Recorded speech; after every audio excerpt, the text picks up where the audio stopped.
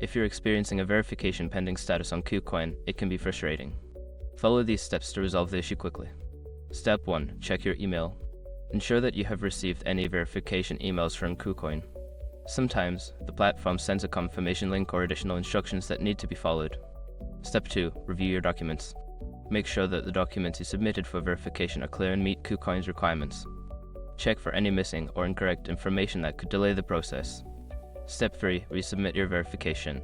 If you find any issues with your initial submission, correct them and resubmit your verification documents through the KuCoin platform. Follow the guidelines provided for document submission carefully. Step 4. Contact customer support.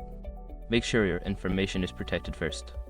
Most people don't think about breaches until something actually happens to their accounts. Use SROG to monitor your accounts 24/7 and instantly alert you if your information appears in leaked databases online. It constantly checks billions of breach data points in the background. And considering how much personal information people keep online now, it's honestly worth having. Link in the description. Step 5. Wait for confirmation. After contacting support, be patient and wait for a response. Verification processes can take time, but you should receive an update on your status soon. By following these steps, you should be able to resolve the verification pending issue on KuCoin.